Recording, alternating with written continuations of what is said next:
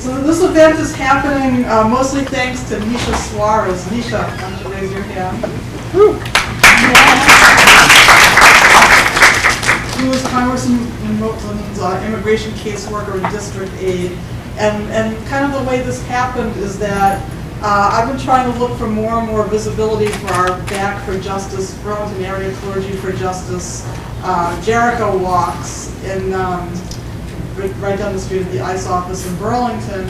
So I decided to call Congressman Moulton's office to find out if he might be interested in coming to one of those. And so I spoke to Nisha. Nisha got right back to me, and we ended up having a long talk. And then she was kind enough to meet me at the Temple. We had a very long talk about the issues of immigration. And then during the course of that conversation, she suggested that maybe we would have a town hall. The congressman might be willing to come and do a town hall on the topic of immigration. And here we are. So it's really thanks to her. So before we continue, I just want to introduce a number of people who are here in no particular order. Margaret Fleischman, where are you? Margaret, she's a member of the Bedford Town Select, I always say select people, selectmen. Reverend Annie Gonzalez-Milliken and Reverend John Gibbons, who are the ministers at First Parish Unitarian Universalist Church in Bedford. We have Reverend Angela Wells-Bean, who's our next door neighbor at the UCC Church, right next door, and her husband Andy Wells-Bean. And I'm really thrilled that this is a special day for them. This is the first day that Angela's back from maternity leave, and she's choosing to spend her first day back with us. So Happy New Year! Happy New Year! We have Bill Houghton. Bill, where are you? He's the chaplain at Lady Clinic, and Martha Simon, who is the chair of the Burlington School Committee, and she's a member of our congregation, member of our school committee, of our social justice committee, and.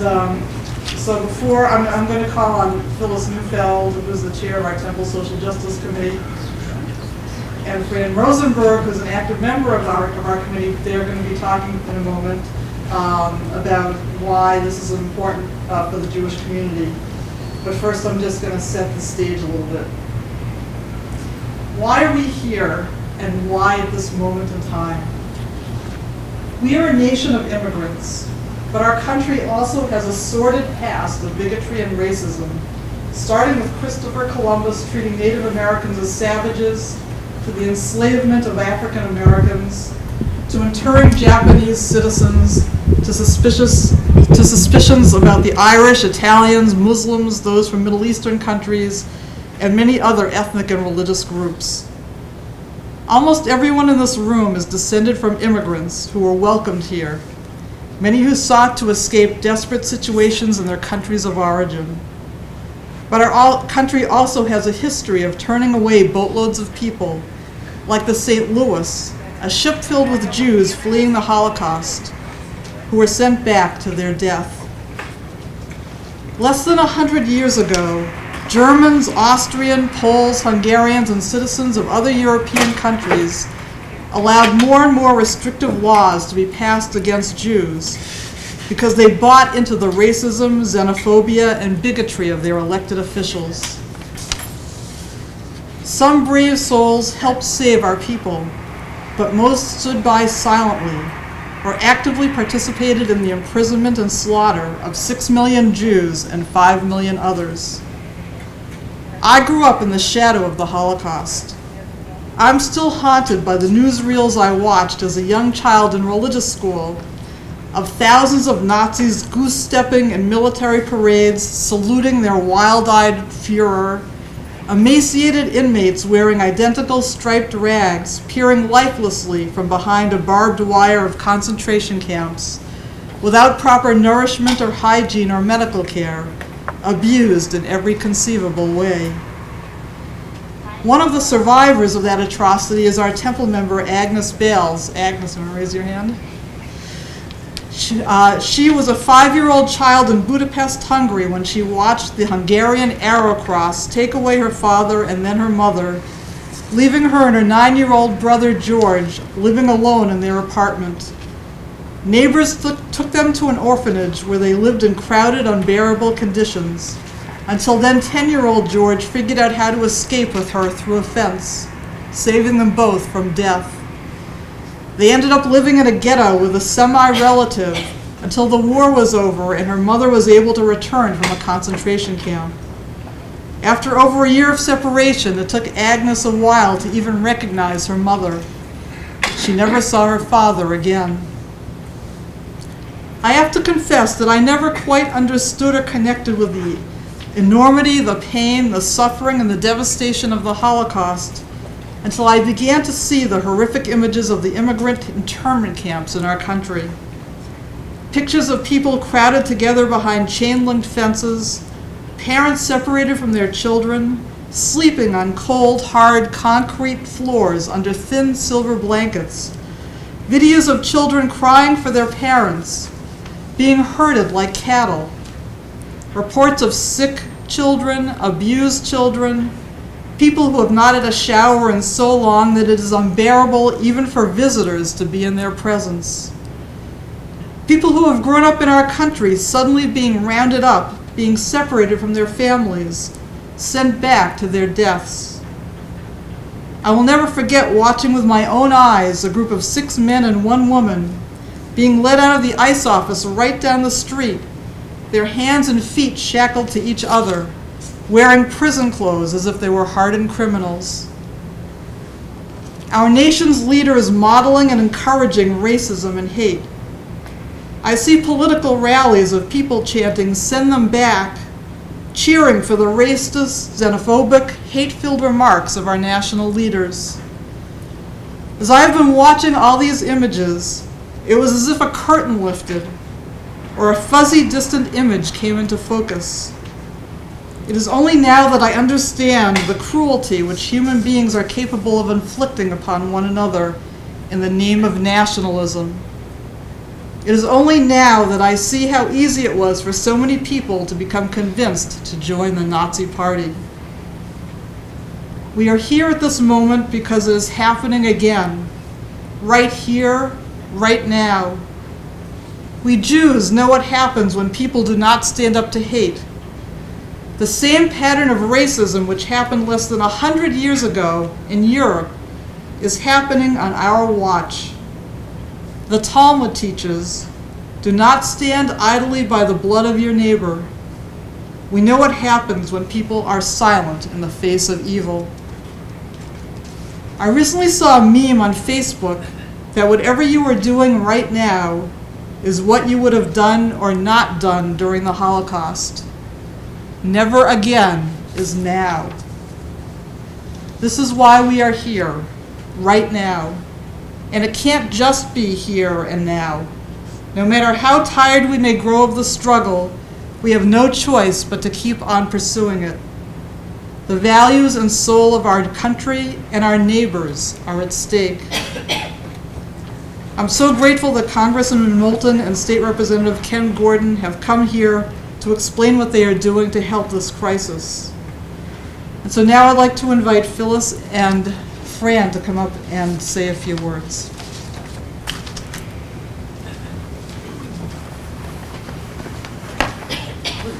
Good afternoon. Jewish tradition places great importance on just treatment of immigrants. Our faith demands of us concern for the stranger in our midst at least 36 ways. Leviticus commands, when a stranger resides with you in your land, you shall not do them wrong. The stranger who resides with you shall be as one of your citizens. You shall love them as you love yourself, for you were strangers in the land of Egypt. Our own people's history as strangers reminds us of the many struggles faced by immigrants today. Our story as a Jewish people, one with repeated displacement and migration, sensitizes us to the experiences of immigrants today, and we affirm our commitment to supporting them and our outrage at what is happening to them. Temple Shalom Emeth's Social Justice Committee was born in 2016 and voted unanimously to focus on immigration and immigrants based on our Jewish values.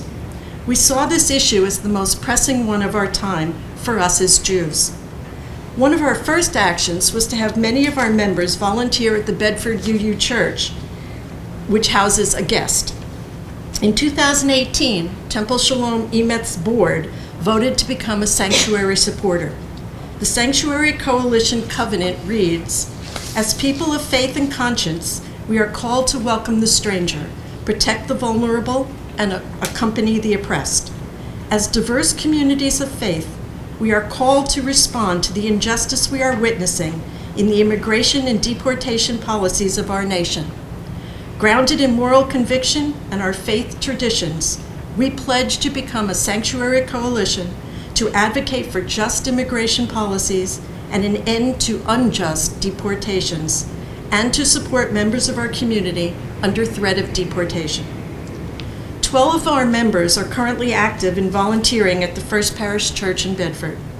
In addition to our work at the First Parish, understanding that all immigrants need our help, we have worked with other organizations to reach out to immigrants in need.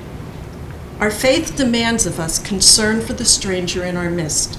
I am appalled by what I see happening in my homeland, and I believe that's why we're all here today. Thank you for coming. Congressman, Representative, thank you for being here with us today to talk about immigration. This is obviously a critical issue for all Americans, but as you've just heard, it's especially carries particular weight for American Jews. When I listen to the news over this past year and hear that we're no longer talking about sensible immigration policies, I hear language that frightens me as people in power talk about desperate refugees as less than human and undeserving of basic human rights. I find myself replaying over and over again the German accented voice of my grandpa Paul as he told me how he, my grandmother, and my infant father left Austria in 1938. He was a proud immigrant and a proud American. He was intensely patriotic. The American flag was always hanging, and he always voted Democrat. But he also warned us the horrors of the Holocaust can happen anywhere. My story is similar to that of many American Jews. My father was born in Vienna in 1938 into a well-educated middle-class family. Although throughout my grandfather's teenage and young adult years, conditions for Jews were rapidly deteriorating and anti-Semitism was rising, he was convinced that his friends and neighbors, good, decent Austrian people, wouldn't allow things to go too far. He continued to believe this when he was not allowed to attend university. He continued to believe this as Jewish businesses were seized. He continued to believe this as family members left Europe and borders began to close. In 1939, the Nazis knocked on the door. They had come to take the apartment and told my grandparents that they had 48 hours to leave with their baby. In that moment, my law-abiding, patriotic Austrian grandfather began to take the illegal acts of a desperate man. He lied to the authorities. He broke the laws of his home country in order to bring his family to safety. They were lucky. Family in the U.S. were able to provide them with a legal means of entry, but many of their relatives were left behind to be killed in Nazi death camps because countries throughout the world, including the U.S., would not open their doors.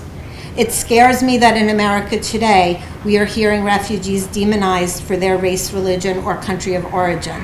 It frightens me that instead of seeing people in desperate circumstances in need of our great country's assistance, we are seeing criminals or adversaries.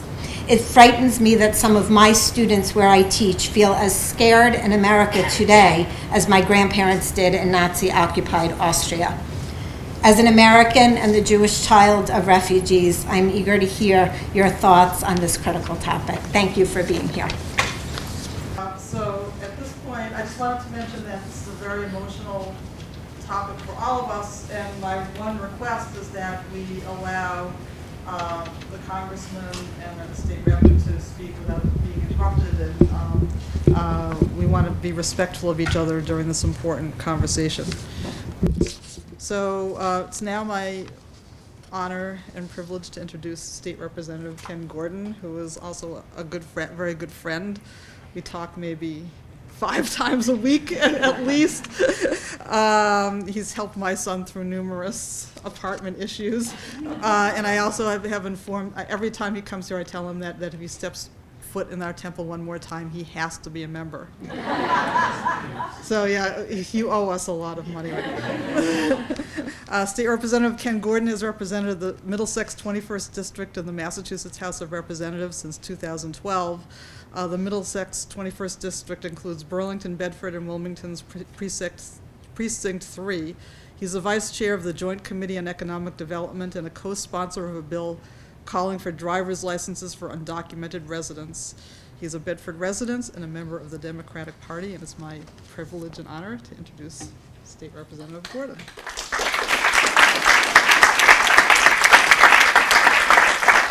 Thank you very much, Rabbi, and thank you for including me in this important discussion today. Thank you all for coming. And thank you to the speakers who came before us to put in perspective things that I've been thinking about for quite some time. The message that I hear is that now is the time to do something. Things are bad. You're here because you've got concerns about the way that our policy has been playing out. But if we do nothing, it will get worse. It's sure to get worse. And therefore, as the rabbi said, it's now. The time is now. As a parent, we're confronted with a situation oftentimes from our kids when they're little, when they run into the room sometimes, and I've thought about this idea that sometimes when our kids come in the room and they're crying and they say, there's something under my bed, there's something in the closet. Kids have an imagination. And as good parents, we tell them, no, that's not the case. Don't worry, there's nothing to be afraid of. We comfort them, There's nothing to be afraid of. What seems to have gone on in this country from the point of view of the president and the Senate that empowers him is the strategy is, hey, wait a minute, yeah. The brown people that you see out there, they really are at your door, ready to take something from you. And I'm the only one that can protect you from that. We've heard that line before. They can use fear, xenophobia, and racism from some people in this population and turn it to their advantage, because really what they're really after is the consolidation of their power. And how can they do that if the people that they're really standing up for are the top 1% of the top 1%? They don't have enough votes. So they have to figure out ways to get those votes. And I truly believe that the why answer to the White House, to the federal government, empowered by Republicans in the Senate, and I'm sorry to sound so political, but it just happens to be the way this plays out, is that in order to consolidate power and in order to get votes, they have to try to gather power from those masses by, instead of telling them, no, the reasons for your problems is because we have a changing technology and the jobs that you've had are changing now, and we can re-educate you, we can introduce you to this new economy. That's a little too complicated.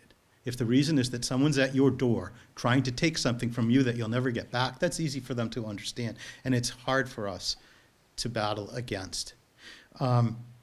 Today, in the State House, there's a hearing on a bill that I co-sponsored, which calls for the ability for people who are not here with documentation to get a driver's license. Essentially, the registry won't ask them to prove their legal residency. I was on the Transportation Committee last year when it was heard. Today, I received 9 phone calls, 2 emails, all of them against, all of them angry, all of them somewhat panicked. I asked Cody, my staffer, well, what time does Howie Carr go on? Because usually you could figure out the timing of those calls from that. And today and in past years when that's happened, I asked the why question. Okay, so tell me, I understand why you're so incensed that you picked up the phone or you sent me an email. Why is this so important to you? And they say, well, because these people shouldn't be here, they're illegal. And I said, okay, if you believe that, then you really don't believe that not having a piece of paper will stop them from driving, right? So that can't be it. So why? Is it affecting you? Have you been told that you lost your job because a person who's not here with proper documentation is going to take it from you? Of course, the answer is no. They have no answer to the why question except for I bought into the fear. And that goes into some of the stories we've heard today already is it's easier to buy into the fear than to try to figure out that, there really is nobody under my bed. There really is nobody in the closet. We've just got to figure out a logical solution to our problems, right?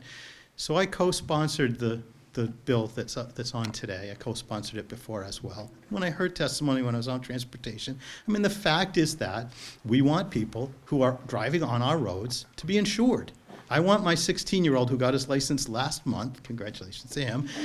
Sorry to those of you on the road, but promise he's pretty slow.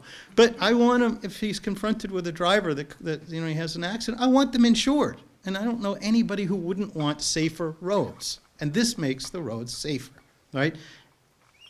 Does it give some sort of validity to somebody to say, well, now I'm one step closer to being a real American because I have a driver's license? I don't think so. Maybe it's sort of like having a college ID in that kind of, using it for a form of ID, but that's not the case. It's panic, it's fear, and it's they have something that I have too, and that makes them more like me, and that doesn't make me feel good at all. The other bill that we have is called the Safe Communities Act, and that's a bill that's really a political tool that's been used, frankly, by both sides of the immigration issue, because some people in the media have called it a sanctuary state bill. And let me tell you, there's no such thing as a sanctuary state, because the thing that most people think a sanctuary state is it's a place where people who are immigrants who are here without paperwork can come in, proper documentation can come in, and the federal government can't get in because it's a sanctuary, right? And that's not the case.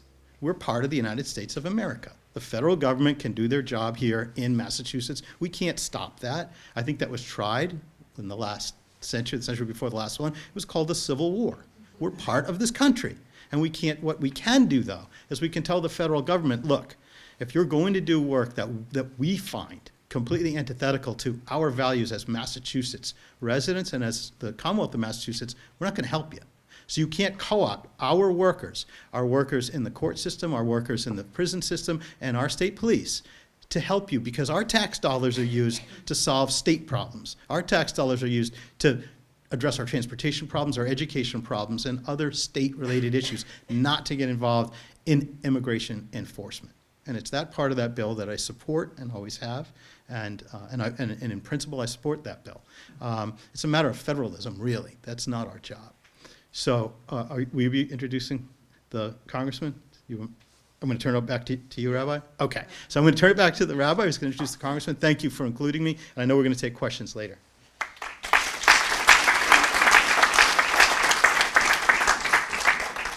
You didn't clap for me when I finished, but thank you. I do not speak with Congressman Moulton 5 times a week, but I did meet him once, and I'm sure he remembers it very well. Not. It was after the Charlottesville incident, and the congressman came to Bedford High School and spoke beautifully about the horror that had taken place at that time, and how we all need to unite and stand up to the hate that was on display on that occasion. And I was so very impressed with his words at that time, and how passionate he was about I think we share many of the same values. And then he chose to come outside afterwards. We were having a demonstration, and join us there as well. He chose to continue to be part of that candlelight vigil that some of you may have been there for. So I was so very impressed with your words and your passion and your values. The congressman he's been the congressman of the 6th District of Massachusetts since 2014, and he ran on a platform of bringing a new generation of leadership to Washington, and has been working to deliver on that promise since then. He's the vice-ranking member of the House Budget Committee, where he has used his position to push back against the president's cut to funding for the Northern Triangle, Guatemala, Honduras, and El Salvador, limit the use of government money to separate parents from their children, and sponsor more than 50 bills to rebuild and fix the nation's broken immigration system. More recently, he has used his position on the Budget Committee and the House Armed Service Committee to grill the leaders of ICE, the Defense Department, the Census, the Department of Homeland Security, and Health and Human Services about the president's failed foreign policy contributing to the flow of immigrants to the border. He used this position to demand resignations of top officials like Kirstjen Nielsen, who implemented many of the most controversial of the administration's immigration policies. Seth lives in Salem with his wife and their daughter, Emmy, and it is my privilege and honor to introduce Congressman Seth Moulton.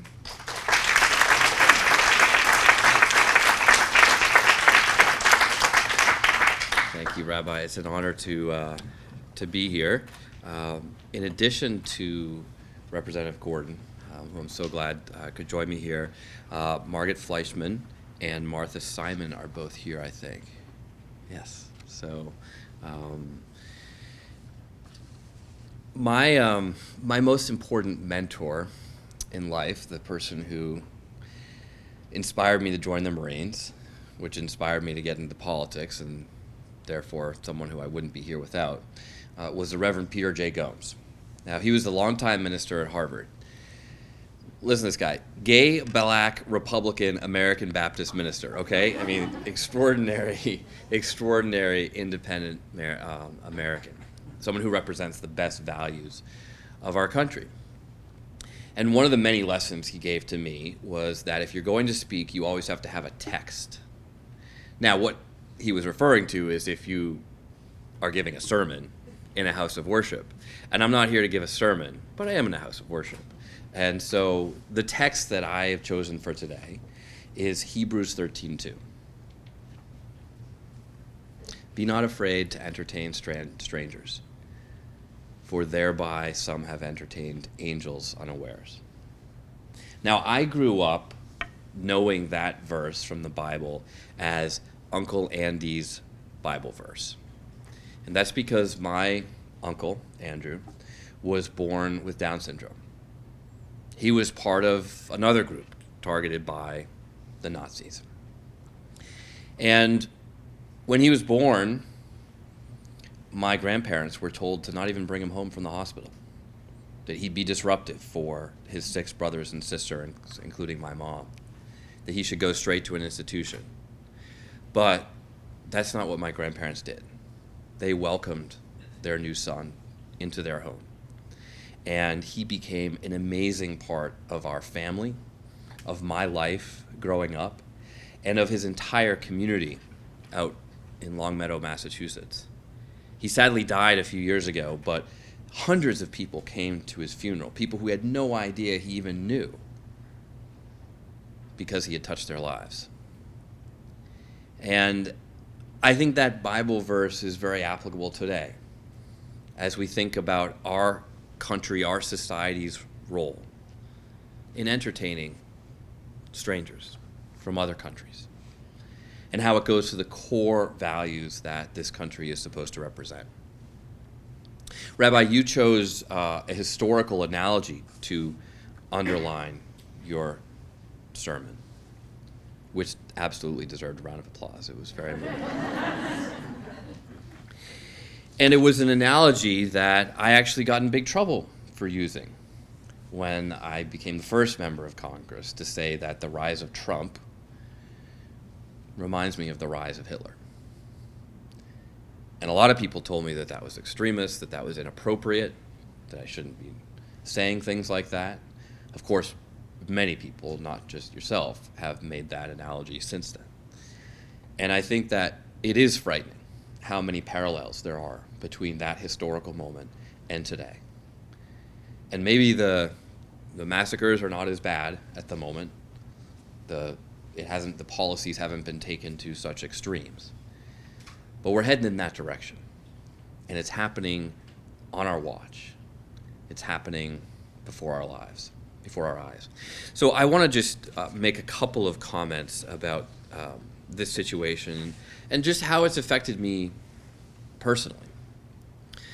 The first is that, I mentioned that I wouldn't be here as a member of Congress if not for my time in the Marines. That's really what introduced me to the consequences of failed leadership in Washington as part of the war in Iraq.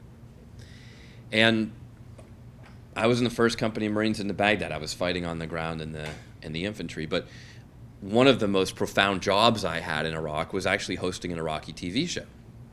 And I was the host of an Iraqi TV show with my translator, Mohammed, because we were trying to bring a free press to Iraq. I mean, so look, They asked us to start a democracy here. Well, we need to have a free press if you want to have a democracy. Not something this administration seems to believe, but we knew it was important in the Marine Corps. And so my job as a young lieutenant, because we didn't have enough people in the State Department, was to go and work with the local Iraqi media to teach them how to have a free press. Because the TV station, they just played tapes from the Ministry of Information in Baghdad. They had no idea what a free press was all about. But as a result of this work, Mohammed and I, we did a few public service announcements that proved surprisingly popular. Before I knew it, I was signing autographs in the street. Thank you, Ken. We get fan mail. We became a very popular show on TV. When I go back to Baghdad today as a member of the Armed Services Committee, I'm still recognized on the streets. Not a single one of you has asked for my autograph today. I mean, should run for president over there, perhaps.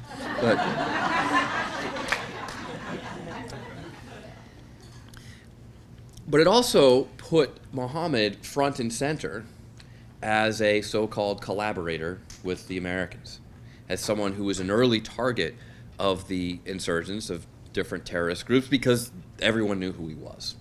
He was literally a TV star. Now, Mohammed came to America on a Fulbright scholarship. I'd like to say I helped him get here. He actually came on his own. But when he was here, Iraq descended into a civil war.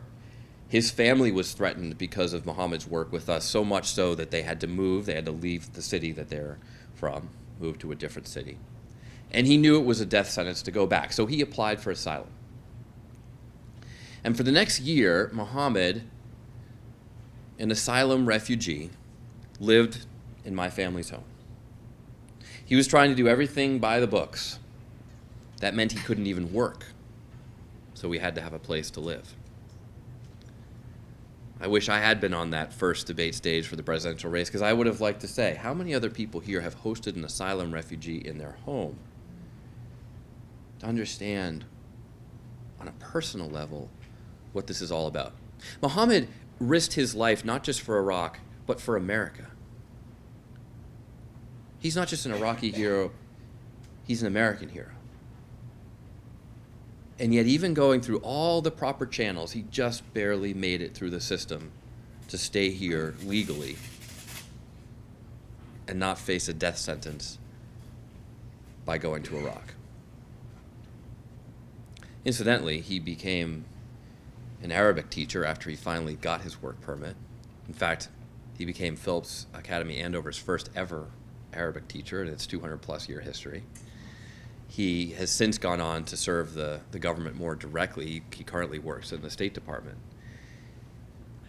He continues to give back to the country that gave him his freedom, that gave him his life. I mean, he even likes George W. Bush because he started the Iraq War. I won't go there, but Mohammed, remember the good old days when that was our biggest problem? Yeah.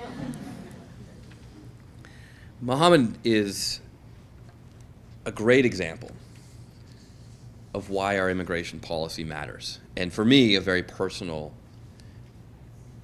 story of why I'm invested in this issue. The second story I want to share is one that's perhaps more close to home for many of you here today, which is the story from Lynn, who I visited in April. She came to the U.S. in 1993 to settle here. Her husband followed, she followed her husband. She was from Guatemala, one of the countries in this triangle in Central America, where people are fleeing not to steal our jobs, but they're fleeing for their lives. It's a lot of work to pick up your family and leave the only home you've known to come to a foreign country. But they're doing it because their lives are under threat, and that was the story with. She and her husband have 4 sons, one who came to the U.S. with them as a baby. He's a dreamer, American in every way except on paper. The other 3 of whom were born in America and are therefore American citizens. But in 2009, his husband was deported 19 years after he came to America because of a DUI conviction several years earlier. Because the case and her son's case are tied to his husband's, ICE also deported his oldest son and ordered her deportation as well. Now remember, he has 3 sons who are American citizens, just full stop. So she had to make a choice that no mother should ever have to make. Do I follow my husband and 1 son to Guatemala? Or do I stay with the other 3 members of my family here in America? She chose to keep her kids here in Lynn and to do her best to stay as well. The night that ICE decided to deport her, about a quarter century after she arrived in America, she was in a government van heading to the airport when a snowstorm canceled her flight. The van turned around, and the next morning fled to a local church where she's lived in hiding every day since. Several members of the synagogue have helped her maintain her very limited freedom now at that church. When I hear the president talking about separating families, I'm not just thinking about the life-threatening, abhorrent situation that you described at the southern border. I'm thinking about people like right here in our community, way up north in Massachusetts. The Senate and President can fix this, of course. A bill I co-sponsored, H.R. 6, the American Dream and Promise Act, would create a pathway to citizenship for people like his son. We could make temporary protected status that has helped many from these oppressed countries come here and become parts of our communities, make that permanent. And we could do a lot more with true comprehensive immigration reform. I don't think the president wants to do it at the end of the day because he wants to play the politics of this. Of course, he's playing with people's lives. And one last story very quickly. To try to understand this situation better, I organized a trip to the border last year, as many members of Congress have done. But unlike the typical congressional trip where you go for 5 hours and see a detention facility and hold a press conference, we spent 2 days there. And we were, I think to date, the only delegation that spent a lot of time on the Mexican side of the border, not just the American side. We saw a lot of things in Juarez, Mexico, but perhaps the most profound was a house full of deported veterans. Deported veteran is a term that should not exist. We met with a man who had served in the United States Navy for about 2 decades. He was so proud of his hard work in the bowels of a destroyer. But he admitted that one of the only downsides to serving in the Navy was that he developed an addiction problem. He drank too much. And at one point he had a DUI. A DUI like his husband. A DUI like, by the way, many colleagues of mine in Congress have. He did his time for his DUI. He paid the price according to the American legal system. But when he got out, after he had done his time, he was deported. He was sent to Mexico, a country that he doesn't know. He hadn't been there since he was 16 years old. His parents are American citizens. His kids are American citizens. He just didn't bother to get his paperwork done when he was in the Navy. He doesn't have any family in Mexico. That's why he's living at this house set up of fellow deported veterans. Amazingly, he's still proud of his country. He's proud of his service in the United States Navy. but America has let him down. I'm sure you all have stories like these as well that bring you here this afternoon. And I wish I could stand up here and after telling you these sad stories of sharing part of why this matters so much to me, I could end on an optimistic note to give you hope. But I'm not going to give you false hope. And there's not a lot of true hope, real hope to go around today. I think we have to be honest about that. This is a tough road ahead, and it's why it matters that every single one of you is invested enough in this issue to come here and join in this conversation. So let's make it a conversation. I'm happy to turn it over to you for your thoughts and your questions. Thank you.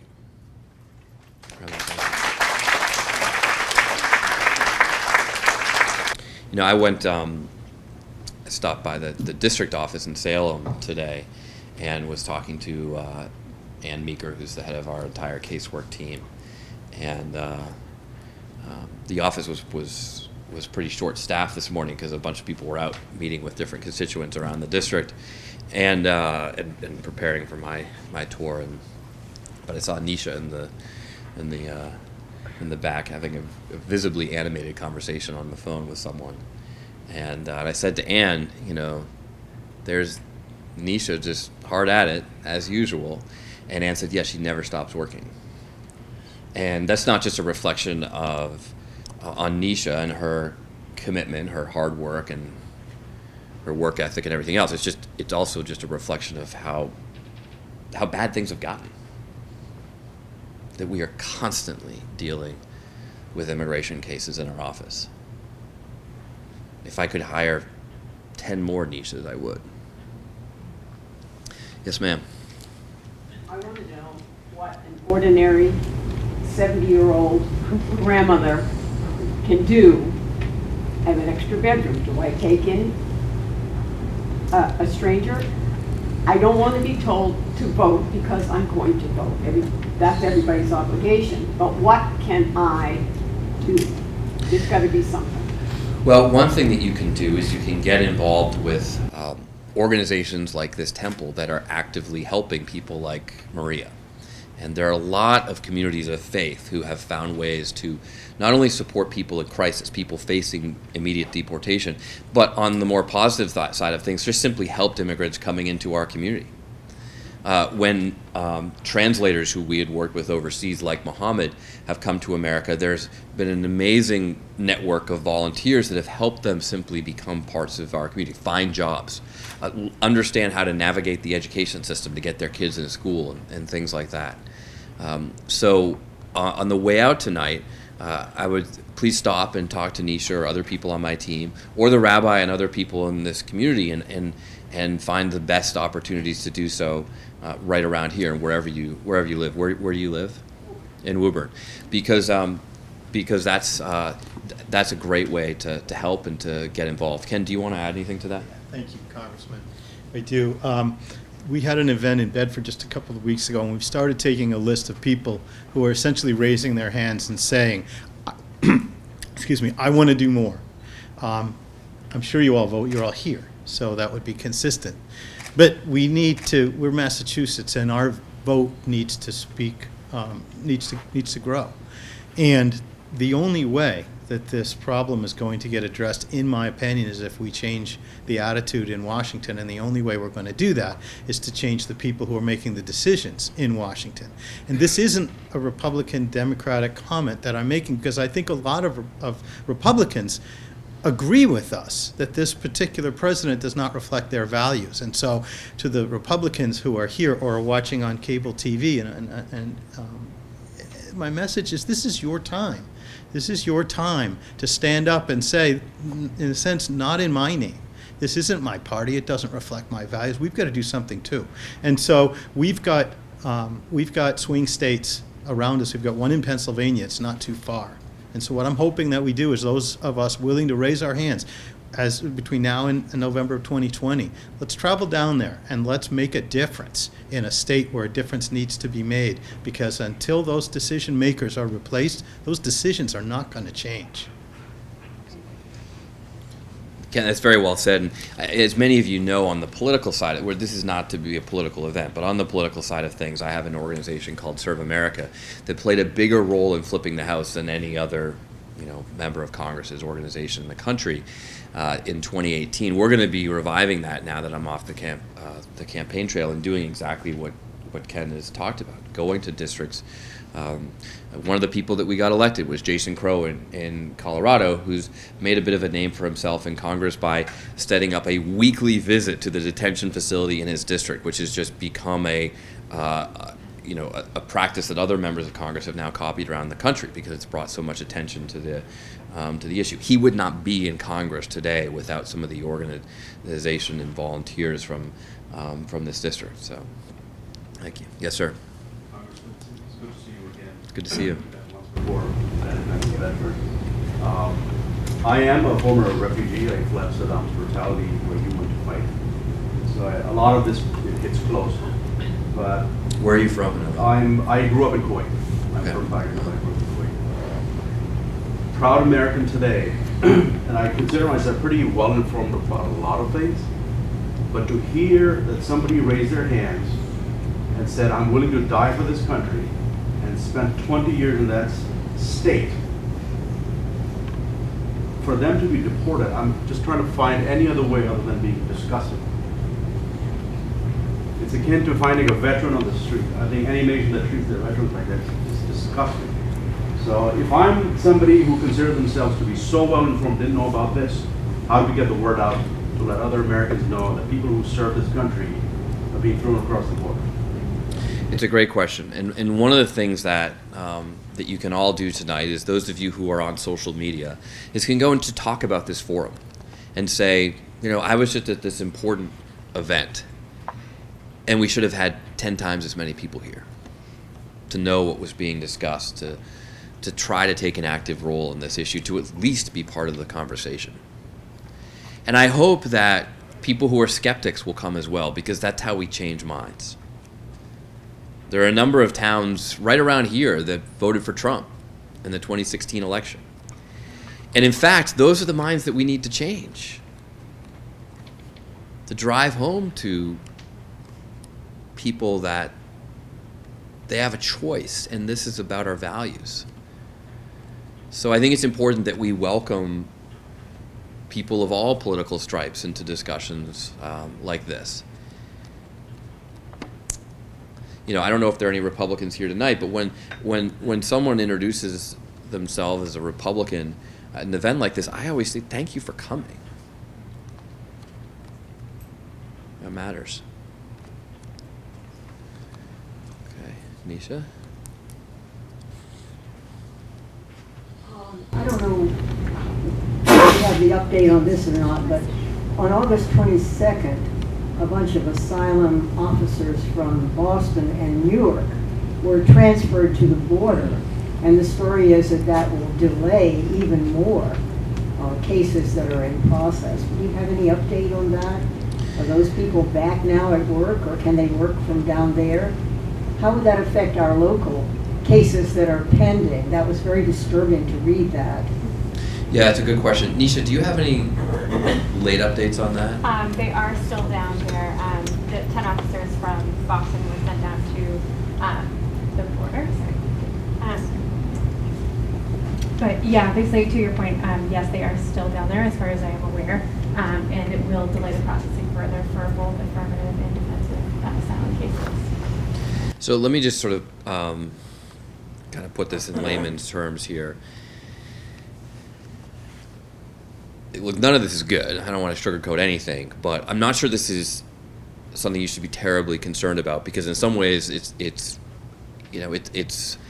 also going to delay cases for people who what might otherwise get deported right away if these cases were expedited. In some ways, it kind of just maintains the status quo in our community. Now, I'm not saying it's a good thing, And there are some negative consequences too. But I mean, there's a certain silver lining to this for people in our community that these cases are sort of not moving forward.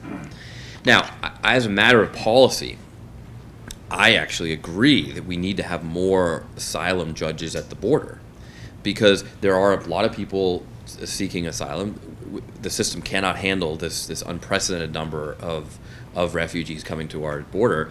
And frankly, justice delayed is justice denied. So I'd rather see these cases adjudicated promptly. This is one of the things that Germany has actually done, modern day Germany, in a way that other countries have admired and tried to emulate.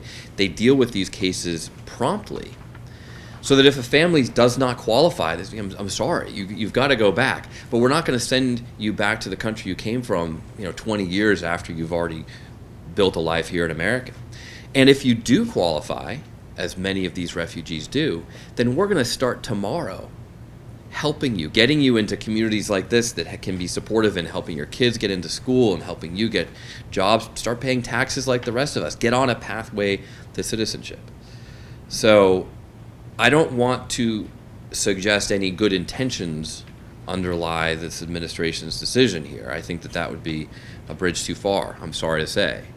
But I do think that when we think holistically about this issue, this is one of the things that we actually need to do, is have more asylum caseworkers and judges at the border. Obviously, this is not the way to do it, to take them away from our community here. One of the reasons I bring that up, not to ramble on here, but is that I think it's really important for people. Look, I understand that we're probably all here tonight because we agree on these issues. One of the things that is, I think, important for our credibility as we go out into the community and share these stories with others is to be able to say, okay, well, here's one thing that actually does make sense here, or this is one thing that we do need to do, or this is one place where I can agree with some people on the other side of the aisle on this, and that gives us credibility, and also pointing out all the things that are so terribly wrong and abhorrent about this administration's policy. So you are on the Budget Committee and the House Armed Services Committee. So how much influence do you have over how ICE is funded and what it gets funding for, and how you could cut ICE's funding to try to cut the legs of what horrible things like that really happen? So it's a good question with a somewhat complicated answer. I'm the vice chairman of the Budget Committee, and so I'm just the only person more senior to the committee than me is the chairman. The Budget Committee, of course, is supposed to set the budget for the United States of America, which is a rather important task. Unfortunately, Congress has been so broken lately that that's not actually how it usually works. And we haven't had a functioning budget process for a while. And so what happens is these decisions about certain, funding bills and whatnot are either made in, closed meetings with just 4 or 5 people, the leaders of the House and the Senate and President, Vice President, and whatnot, in these continuing resolutions and, budget deals that kind of keep government open. Or they're made through amendment votes on appropriations bills. So as an appropriation bill comes through the House, we're supposed to set the budget. The appropriators have to actually authorize the money, sort of write the check to be sent. There will be amendments to those bills to address all sorts of different things. I got an amendment to the appropriations bill recently to help fund the conservation work we're doing with right whales, because they're about to go extinct, and we doubled the funding for the right whales bill. But there are amendments like that can be very narrowly targeted, and that's often how these decisions are made. So the answer is, in theory, I have a lot of clout. In practice, my clout is, fairly comparable to other members of Congress who are voting on these bills. The one thing we can do, because I'm the vice chairman, is, I have influence over just simply what hearings that we have. And so, one of the ways that we've just been simply trying to hold officials accountable is by having, hearings on issues like climate change, like immigration, to just put before the American public, some of the officials who are responsible for these policies, and and hold them accountable. Oh, I do. Yeah. I think we have time for one more. No, everybody was. All right, let's do 2 more. Just kidding. So I'm Aaron, and I'm about to be 18 tomorrow. Congratulations. Can you talk into the microphone? We can't hear you. So, is this better? Okay, so I got the invite on Facebook, Rabbi, come here, and I was like, oh, why not? Because I go to high school, like, right over across, like, down the street, basically. And I thought, oh, I might as well show up and see what's happening. But now that I'm here, I thought I'm kind of surprised how there are people like my age and like slightly older than me. If I look around here, everyone's like the woman said she was 70 and she's here and she wants to support. And that's great for her and like for her vote. But sooner or later, my generation will be the voting generation. It's important for me to engage my generation. So I was wondering, since you said you have like a voters initiative for like swing states, I was wondering how you're going to engage the younger voters like me and my friends. So first of all, thank you for coming. Today's for your birthday. Happy birthday, 24 hours in advance. And look, it's even more important that you talk about this with your friends and you get on social media and you explain why this matters. One of the virtues of being a younger member of Congress is that I do tend to have a sort of younger following overall, but still that doesn't translate often to young people showing up at town halls. This is fairly typical for the turnout that we get at events like this, whether they're focused on immigration or anything else. I'm sure your experience is similar, Ken. And that's a challenge for our entire political system, is to get people to engage and to recognize that sometimes it's not enough. I mean, I've encouraged all of you to speak out on social media, but that's because you're here. You've done the most important part first, right? And just simply commenting on Facebook or whatnot is not enough. You've got to find ways to get involved. I mean, I think that overall involvement from all people in America in politics is up since the 2016 election. Since Trump got elected and people said, "Wow, this matters." I mean, there's a lot more people who are involved. In fact, I think that's the single best thing to come out of the 2016 election is the number of people who are involved, right? Do you know what the second best thing to come out of the 2016 election is? Yeah, I don't know either.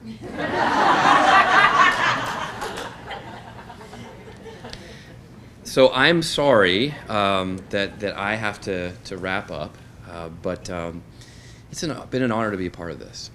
And Rabbi, thank you so much for working with Nisha and so many others in the room to organize this. Ken, we do a lot of work together on so many different subjects. This is one of these places where it's really important for federal and state officials to be in close communications, us and our team, to be pulling whatever levers we can to influence these cases, not just the big policy, but the individual cases that affect people's lives. Thank you for Matt. Matt, who's new to the team in the back, has joined us, fellow veteran, and that's Asher. He's also on the team, visiting from Washington D.C. And then Rick, here with the bow tie and the yarmulke, very well dressed, is my district director, which means that he runs everything in Massachusetts, and so he's been very, very involved in this issue and a leader on it for the community as well. So I know there's more to come. There's one more part to come. I have a very busy schedule. I'm sorry, I have to go on to the next thing, which is actually seeing my wife and daughter, which I've hardly gotten to do at all for the last 6 months, so I'm very excited about it. But this is so important, Rabbi. Thank you. Thank you, Congressman. Thank you.